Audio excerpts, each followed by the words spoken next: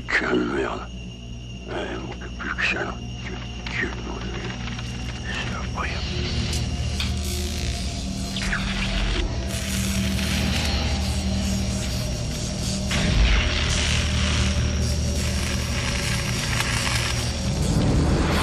Qu'est-ce que c'est?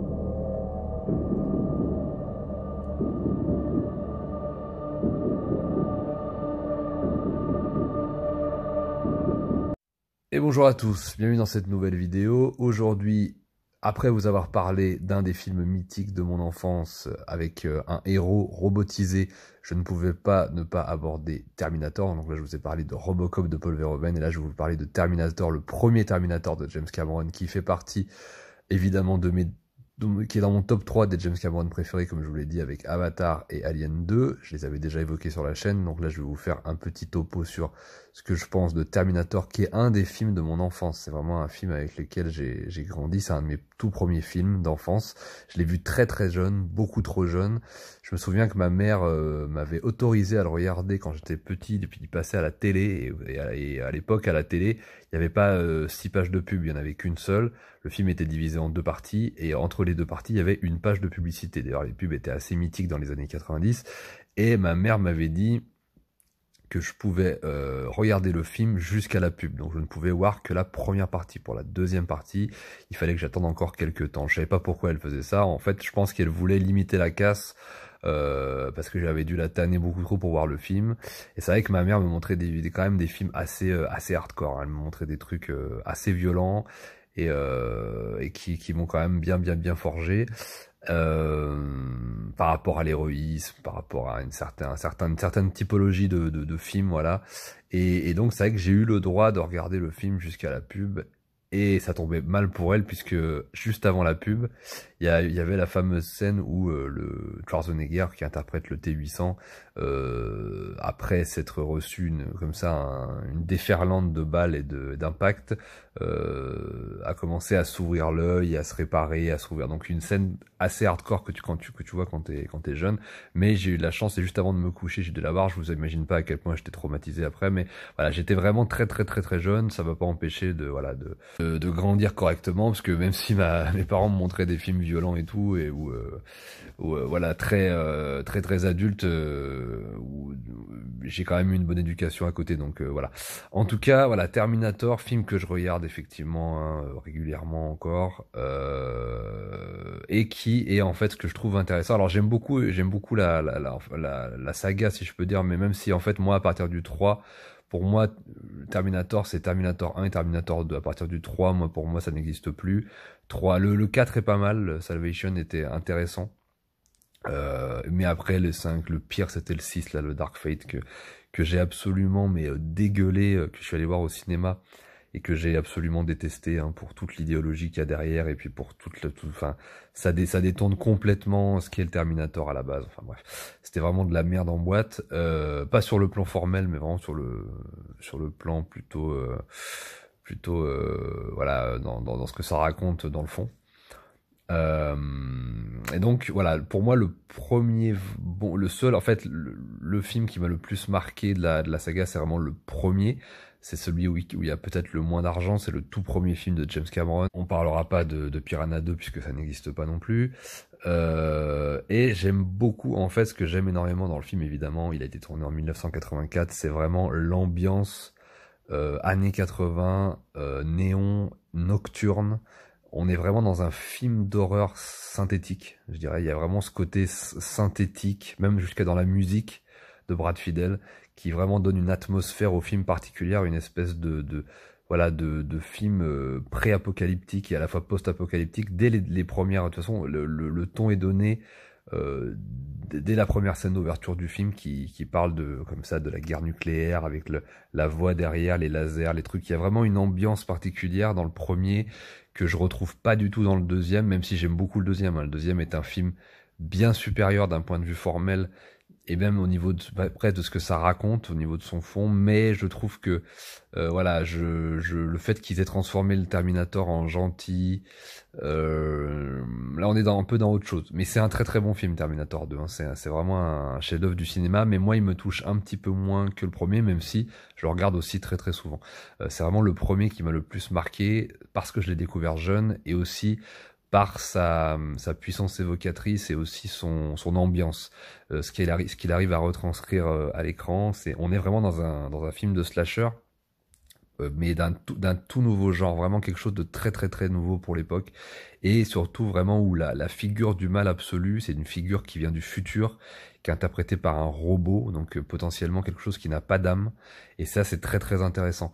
Et d'ailleurs le film convoque des figures, encore une fois ce qui est fantastique à chaque fois et ce qui est assez fascinant chez Cameron, c'est la convocation de figures mythologiques dans une œuvre très moderne, voire futuristique. Et on a la figure du golem, interprétée par Schwarzenegger qui joue le Terminator. Donc le Terminator en fait c'est la figure du golem, c'est-à-dire cette espèce de monstre fabriqué de toutes pièces par le diable, hein, on peut dire, hein, qui n'a pas d'âme et qui est envoyé pour détruire l'humanité, puisqu'en fait le sauveur de l'humanité, John Connor, hein, donc Jésus-Christ, JC, voilà, là il reconvoque la figure du Christ en opposition à la figure du golem, ce qui est très intéressant, et avec évidemment l'amour qui naît de la naissance de cet enfant, un être un peu mystique, comme ça, il y a un côté mystique puisque c'est un être qui vient du futur, donc qui vient du ciel, qui descend sur terre pour enfanter le sauveur de l'humanité. Donc on a vraiment cette dimension mythologique et christique qui est très intéressante, avec vraiment la figure de l'amour, on peut dire entre l'envoyé de Dieu sur terre, et qui va rencontrer l'amour et qui va enfanter donc le sauveur de l'humanité, John Connor, qui va s'opposer à la figure du Terminator, donc à la figure du golem. Donc encore une fois c'est quelque chose de très simple, mais voilà, ce sont des figures archétypales qui fonctionnent quand même très bien, et notamment dans les films. Vous savez que j'aime beaucoup les films qui sont censés se passer dans un milieu contemporain et qui reconvoquent des figures mythologiques. C'est ce que le cinéma de Hong Kong fait très souvent avec notamment le polar type Eric Bloodshed, mais plein d'autres films l'ont fait en fait dans les années 60, 70, 80, 90. Il y a plein de figures comme ça qui sont reconvoquées pour être intégrées au monde de la modernité, et je trouve ça me fascine toujours autant. Et encore une fois, James Cameron, c'est vraiment le préambule de cette convocation des figures mythologiques dans un cinéma futuristique ou moderne. Donc c'est très intéressant. Voilà, je vais pas en dire beaucoup plus sur ce film. Beaucoup de gens l'ont vu, même tout le monde l'a vu, tout le monde l'a traité sur YouTube, tout le monde en dit du bien, et à juste titre. Mais donc voilà, mon analyse n'est pas forcément la plus intéressante, mais je voulais voilà amener toujours cette figure que je convoque, le figure du monde de la tradition dans la modernité. Je trouve ça toujours intéressant que ça s'imbrique dans les films. Je trouve ça beau en fait. Et puis aussi une dernière petite chose que je voulais rajouter, c'était par rapport à une scène assez emblématique du film qui probablement, alors c'est pas la scène la plus citée, pourtant c'est la scène qui m'a le plus marqué étant gamin et qui me marque encore aujourd'hui. C'est la fameuse scène au Tech Noir, donc le moment où Sarah Connor se réfugie parce qu'elle se sent traquée par une présence, et elle se réfugie dans un club en fait typique des années 80 où il y a une musique pop synthétique où les gens dansent, font la fête, voilà, typique des années 80. Elle rentre dans ce bar, mais avec évidemment la peur au ventre. dans ce club avec la peur au ventre, et on est à ce moment-là, elle sait pas vraiment qui est vraiment le Terminator, qui est l'homme qui va la sauver, quel est l'homme quelle est la chose qui va la tuer. Et du coup, il y a un suspense. Alors non pas pour nous, parce que nous on connaît déjà les personnages, on connaît tous les personnages, mais en fait, ce qui est très intéressant, c'est que de son point de vue à elle, elle ne sait pas tout ça. Donc en fait, elle ne s'imagine pas qui est en train de la traquer et qui va la sauver. Donc ce qui est aussi très cool dans cette scène, c'est qu'il y a une espèce de moment, je vous mettrai la scène vers la fin pour vous rendiez compte. En fait, on a au milieu de ce club, en fait, où tout le monde fait la fête, où ça représente un petit peu l'insouciance des années 80, avec en plus une musique en arrière-fond qui dit burning at je sais pas combien de degrés, donc ça veut dire en fait ça peut supposer une espèce de symbolique de la bombe atomique aussi, donc c'est très intéressant, tout est bien ciselé en fait dans cette scène où en fait tout le monde danse en fait la fin du monde quelque part en fait, puisque derrière cette insouciance voilà des années 80 etc, à l'intérieur de ce club et autour de ces gens qui expriment une certaine insouciance se joue en fait l'avenir de l'humanité à travers donc la rencontre de Sarah Connor et de Kyle Reese qui vont qui vont mettre au monde le sauveur de l'humanité qui va être John Connor, et ce fameux golem envoyé par l'enfer qui est sur le point de la tuer et qui est sur le point de détruire l'avenir du monde. Donc on a vraiment en fait ce qui m'a toujours fasciné autour de dans cette scène, c'est vraiment le fait que l'enjeu de l'humanité se joue sur ce moment crucial, mais où tout le monde danse autour de manière hyper inconsciente et hyper insouciante. J'ai toujours trouvé ça assez fort dans ce que cette scène racontait. Voilà, je trouvais que cette scène racontait beaucoup de choses derrière son espèce de côté un peu comme ça kitschos, nostalgique, que moi j'adore, un perso des années 80.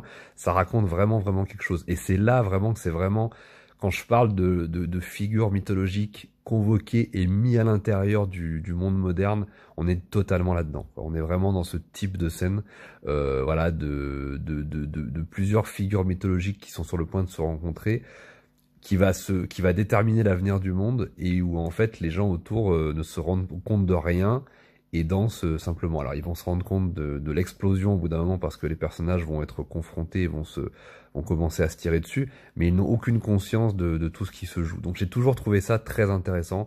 Et personnellement, moi, c'est la scène qui me marque le plus dans Terminator, c'est cette scène-là, parce qu'elle dit énormément de choses, tant sur le fond que sur la forme. Voilà.